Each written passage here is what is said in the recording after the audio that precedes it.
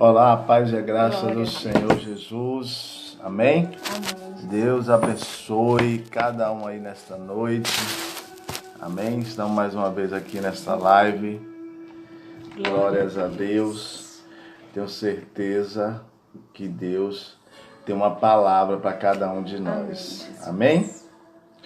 Glórias a Deus. Louvado seja o nome do Senhor Jesus. Amém? Aleluia, Jesus. Estamos mais uma noite. Nesta noite nós temos uma palavra, viu? Uma palavra quebrando o tabu de Hebreus 13:4. Glória a Deus. É uma palavra, irmãos, essa palavra 13:4 é uma palavra bem sistemática. Estava conversando com minha esposa mais cedo e eu falei com ela que é uma palavra teológica aonde temos que ter cuidado. E eu gostaria de explanar esse texto hoje para que todos nós viéssemos entender, principalmente os casados e os solteiros que pretendem se casar. Então eu quero que você nesta noite de hoje entenda que Hebreus, ele fala o seguinte, do capítulo 1, eu quero que você abra a sua Bíblia, amém? Enquanto vão estar entrando aí as pessoas, abra a tua Bíblia aí em Hebreus capítulo 13. Hebreus capítulo 13 é uma palavra rápida e objetiva, no máximo 20 minutos. Nós estaremos falando algo aí sobre Hebreus. E eu quero que você entenda que seja bem-vindo a este lugar. E eu tenho certeza que Deus vai falar com em seu coração. Amém? Hebreus capítulo 13, versículo 4. Você que está entrando, você que já entrou, nós vamos... Esse texto aí, irmão, é um texto muito rico, viu? Diz assim a palavra, minha esposa vai ler. Lê aí, minha esposa. Digno de honra entre todos seja o matrimônio, bem como o leito sem mácula, porque Deus julgará os impuros e os adúlteros. Bem,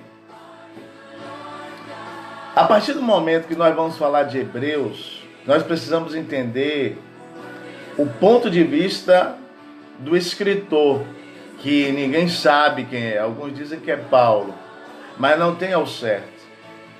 Mas o leitor, o escritor, ele fala o seguinte, do capítulo 1 de Hebreus até o capítulo 12, ele fala só de Cristo.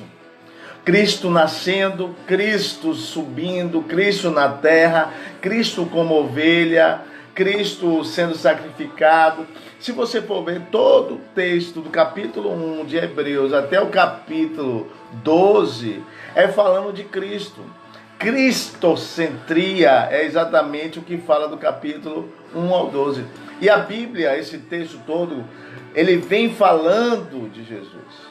E aí quando chega no capítulo 13, eu entendo, no meu ponto de vista, que é uma prática de tudo aquilo que nós lemos a respeito do capítulo anteriores.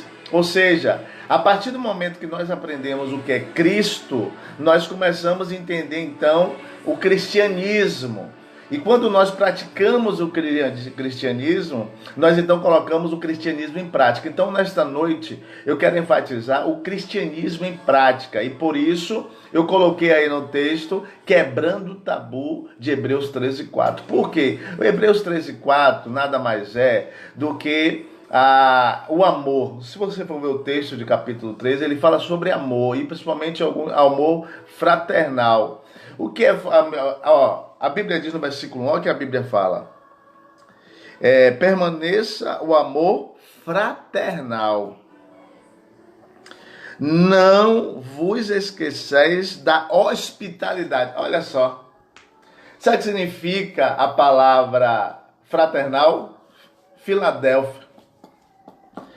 A palavra fraternal, Filadélfia, e a palavra hospitalidade é uma palavra muito difícil de falar, entendeu? Então olha para mim aqui, eu quero que você entenda duas coisas logo no primeiro versículo, fraternal e hospitalidade. Agora imagina, quando nós temos o cristianismo, a primeira coisa é nós amarmos a nós mesmos e amar o próximo. Então, como é que eu vou amar o próximo? Eu praticando, por exemplo, eu tenho um irmão e uma irmã. Como é que eu vou agir meu irmão? Meu sentimento pelos meus irmãos é totalmente diferente das outras pessoas, claro. Mas eu tenho por obrigação de tratar as outras pessoas como a mesma coisa que eu trato meus irmãos. Então esses dois versículos aí já está dando uma ênfase do cristianismo, que é o amor fraternal, a hospitalidade. E aí vem o versículo 3. Olha o que o versículo 3 fala. Lembrai-vos dos presos, ou seja, ter um amor ao próximo, aquele que está passando necessidade, aquele que está aprisionado, aquele que está sofrendo. Então, de vários âmbitos. Então, existe um amor. Aí, quando chega no versículo 4, irmão, nada mais é do que um amor de um casal. Agora, olha para mim. Olha o que a Bíblia diz no versículo 4. Seja o casamento honrado entre todos e o leito. Essa é a palavra original, viu? Qual é a sua tradução aí? Leito. É leito? Também. Essa é a palavra original. Porque o leito significa cama, ou seja, o homem e a mulher, ela tem que ser honrado na cama, ou seja, o matrimônio. E eu gosto sempre de enfatizar, ainda vou fazer uns estudos, né, sobre casamento, e eu gosto sempre de enfatizar que o altar da casa é a cama. Porque se a cama ela não está bem, toda a casa fica desordenada, toda a casa fica bagunçada. Então a cama é onde tem a cama. A cama, irmãos, é ali onde, não estou falando somente de sexo, porque muitas vezes os pastores têm aquela vergonha de ficar falando de sexo. Sexo tem que ser falado na igreja para instruir o casal, para instruir, né, os não casados, para que todos possam entender esse tabu aí. Aí preste atenção aqui que eu não quero roubar muito tempo para nós não fugirmos do tempo necessário. Então preste atenção. Aí vem ele falando sobre o leito. E esse leito tem que ser imaculado. Tem que ser um leito aonde o casal tem que ter ali um vice-versa em ambas as partes. E aí a Bíblia diz, ó, o leito seja honrado. E quando a Bíblia fala isso, nós entendemos o seguinte, que ali tem que ser quebrado todas as barreiras. Eu gosto sempre de falar com a minha esposa, eu chamo ela de Dona Maria, ela está dando risada aqui. O que acontece? O que acontece? Na cama, irmão, pode ter brigado o dia todo, mas na cama o negócio tem que ser resolvido. Eu sou assim e sempre tento fazer o máximo possível para que isso aconteça, né? Somos um casal, mas temos os nossos arranhões, isso é normal dentro do casamento, porque somos duas mentes. São duas mentes, obviamente, são dois tipos de pensamento. E chega em algum momento que contradiz. Então, isso é normal dentro de um casamento. Então, aí, como que acontece? Aí tem uns arranhões, um exemplo. Tem uns arranhões. Aí chega na cama, o marido não quer deitar. A esposa não quer deitar. Um fica para um lado, eu tenho esse método. A cama pode ter acontecido o que for fora dela. Na casa, durante o dia, na cama, o amor tem que prevalecer, o carinho tem que prevalecer, o sentimento tem que prevalecer. Então isso é importante. Eu quero que você entenda nessa noite de hoje, que esse Hebreus capítulo 13 em si, se você ver, olha o versículo 8, o versículo... Se você for ver aqui o versículo 8, olha, lê aí para mim, por favor, versículo 8, só para nós termos um resumo aqui do versículo 8. Jesus Cristo ontem e hoje é o mesmo e será para sempre. Por que isso, eternamente? Por que isso? Eu estou falando isso para que você possa entender. Porque o casamento, olha só, eu quero falar de 3 tipos de casamento, rapidinho. O casamento no Velho Testamento, o casamento no Novo Testamento, que é quase idêntico. O casamento no século passado e o casamento no século atual. Por quê? Naquela época, o casamento, quando uma pessoa se noivava, ele e ela já eram um do outro. A Bíblia diz que quando eles naquela época tinham vínculo, os pais tinham investimento, irmãos, a festa às vezes durava 7 dias de casamento. A festa de casamento durava 7 dias, para você saber quanto era importante o casamento no Novo Testamento ou no Velho Testamento. Nos séculos vindo, né, no atual ou passado, o que acontece? Os casamentos era algo firmado.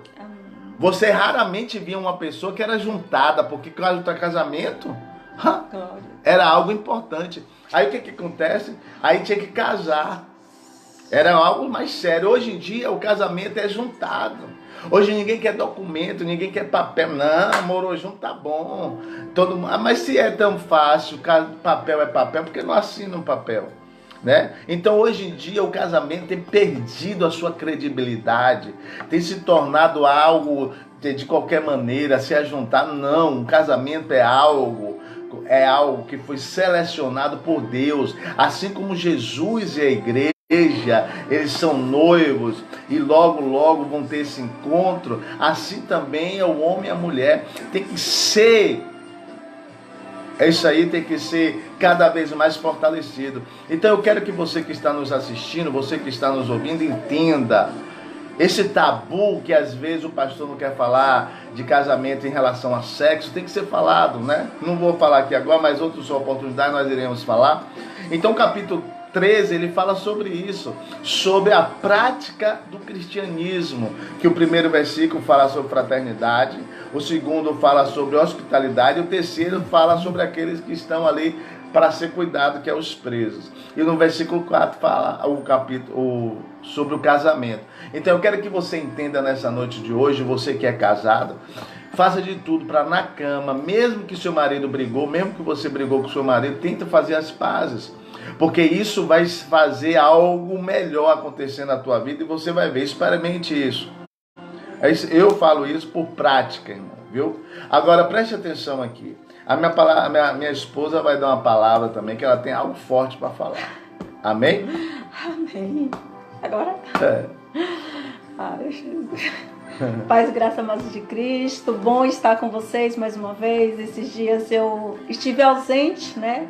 Com alguns compromissos para serem resolvidos exatamente nesse horário. Mas honras e glórias seja dada ao Senhor dos Exércitos, aquele que é Senhor dos Senhores e que está aí todos os dias tomando conta de cada um de vocês e das nossas vidas. Então, quando o texto, Hebreus 13, ele traz em seu versículo 4, digno de honra, entre todos seja o matrimônio. O texto está querendo te dizer nessa noite que o matrimônio é algo de Deus. O matrimônio é uma aliança de amor. O matrimônio é um elo, é um pacto que você faz entre sua esposa, entre a esposa e o marido, entre o marido e a esposa. E esse pacto, ele é abençoado por Deus. Mas o que é que acontece? Aí o texto continua, diz que tem alguns fatores que vêm atrapalhando esse pacto, essa aliança de amor. E aí ele diz que os adúlteros e os impuros, estes serão julgados por Deus. Então, por que eu estou te falando isso? Porque os relacionamentos, além do adultério, além de outros problemas que vem destruindo, eu quero que você agora faça um pacto diante de Deus. Eu quero que você mentalize, que você traga para a sua realidade agora o que tem atrapalhado o teu casamento. Né? Se você puder escrever uma palavra, então hoje, o que tem atrapalhado o teu casamento? O que tem atrapalhado? É a violência, é o desrespeito, é a traição, são as redes sociais. Eu quero dizer para você que as redes sociais têm interferido na vida dos casais. O WhatsApp tem tomado conta da vida dos casais. Então, eu quero agora que você tome posse, porque a palavra de Deus diz que tudo que tu ligar na terra será ligado no céu. Então liga agora da terra ao céu e diz: Senhor, isso tem atrapalhado o meu casamento, o meu matrimônio, a minha vida conjugal. Porque eu creio que se você fizer isso, Deus, Ele ouvirá as tuas orações e entrará com providência na tua vida. Mas eu quero te dizer também nessa noite, que o texto diz que aquilo que Deus uniu, não separe. Amados, existe uma coisa muito simples, união. A união era fundamentada por Deus. Só que quando você permite que esses problemas que nós acabamos de citar, ou o problema que está aí agora, que você vai escrever no teu caderno, que você vai escrever na tua agenda, que você vai escrever na porta do teu quarto, para que todos os dias você olhe para ele e repreenda esses problemas em nome de Jesus e entre com alternativas para que eles sejam resolvidos. A Bíblia diz que aquilo que Deus uniu não separou. Então Deus faz a união. Mas esses fatores que eu te falei, ele vem do homem. Então a separação vem do homem, a vaidade vem do homem, a violência vem do homem, o desrespeito vem do homem, a falta de diálogo vem do homem. O que te separa do teu esposo e da tua esposa não é algo que vem de Deus, é algo que Satanás lança para separar a tua vida e para que você venha desanimar. Mas eu quero te dizer nessa noite que o teu casamento é bênção do Senhor Jesus na terra. E por que isso acontece, missionário? Isso acontece porque no versículo de 1 Coríntios 13, ou outros versículos também falam isso. Os casais têm buscado seus próprios interesses. Amados, quando você busca o seu interesse, você não se preocupa com o interesse do teu companheiro e da tua companheira, a tendência é o teu casamento ser fracassado. Porque a Bíblia diz que cada um, ao invés de procurar o seu próprio interesse, ele busque também conhecer o interesse do outro. E é isso que os casais têm perdido. Nós não temos buscado conhecer os problemas do nosso parceiro. Os nossos parceiros e as nossas parceiras estão dividindo os problemas com as pessoas de fora, porque dentro de casa não tem espaço para dividir os problemas. E como você vai conseguir resolver se você não dialoga? Então eu quero te dizer nessa noite, busca tempo para que você dialogue com seu companheiro e sua companheira. Porque é dentro do diálogo que você vai conseguir resolver. Amados, eu quero que você pegue um exemplo agora para a sua vida. As empresas privadas, quando elas estão falindo, elas olham o que está determinando o fim da empresa delas e buscam alternativas para restaurar esta empresa. Seja ela no lugar que está instalada ou seja ela em outro lugar. O grande problema da família é que a família está sendo destruída, a família está falindo e você não busca alternativa para a restauração da sua família. Você permite que esse problema que você mentalizou, que você escreveu, destrua aquilo que o Senhor uniu. Então, assim, a primeira alternativa é você fazer isso. Além de você diagnosticar aquilo que tem desamparado vocês, aquilo que tem desestruturado vocês. Você não pode apenas diagnosticar. Você tem que diagnosticar e buscar solução para isso. E você só busca a solução baseado dentro dos princípios bíblicos. Aleluia. Tá aqui um exemplo. Hoje eu não vou dar meu testemunho. Mas está aqui o meu exemplo. A fé, a oração, ela move aquilo que é impossível. Ó, meu maridão. Meu maridão saiu de Belo Horizonte para vir morar em Salvador para casar comigo. Entendeu, amados? Isso é fruto de oração. E eu sou grata a Deus porque hoje eu posso estar falando para vocês de experiência com Deus e de vivência em casal. Porque eu sei que Deus tem restaurado vidas. E no dia que eu começar a dar meu testemunho, Deus vai restaurar vidas, vai restaurar casais. E as pessoas vão entender que viver em cima da palavra de Deus e viver em cima da fé é um projeto que todo cristão deve fazer. Amém? Eu agradeço a tua audiência, eu agradeço a tua participação, mas fica com essa palavra. Fica com essa palavra. Guarda para você e lança diante de Deus tudo aquilo que você escreveu ou mentalizou que tem afastado você do seu marido ou afastado você da sua esposa. Porque eu creio que as nossas orações, somando as tuas orações, os teus problemas aos poucos serão cessados. Porque a Bíblia diz, no mundo tereis aflições, mas tem de bom ânimo. Então, as aflições e os conflitos, eles vão existir, mas eles não podem existir diariamente. Eles não podem fazer parte contínua da tua vida. Na tua vida tem que ter mais alegria do que tristeza. E isso é possível, eu posso te garantir, enquanto casal, eu posso te garantir que é possível as pessoas viverem em unidade, viverem felizes e construir uma família baseada nos princípios, conforme aquilo que o Senhor Jesus determinou. Amém? Amém. Glória a Deus. Preste atenção aqui. Então você viu aí o que nós precisamos absorver desse capítulo e desse versículo. Hebreus 13, aprenda hoje. Glória a Deus. A função do capítulo 13 de Hebreus. O capítulo 13 de Hebreus nada mais é do que a prática do capítulo 1 ao capítulo 12 que fala de Cristo. Então o capítulo 13 ele fala sobre fraternidade, ele fala sobre hospitalidade, fala sobre amor ao próximo, fala sobre o casamento. E esse amor, ele é amplo. Agora a Bíblia diz o seguinte, que Deus não muda. O que é isso? Deus é o quê? Deus é amor. Se você não precisa ser teólogo, você não precisa ser estudioso da palavra, mas se você amar, no final de tudo está solucionado o problema. Então você tem que amar. Independente de qualquer coisa, o amor está acima de qualquer outra coisa que você possa imaginar. Então ame a Deus acima de todas as coisas, ame o próximo como a ti mesmo, né? E você vai ver que as coisas vão dar certo. Amém?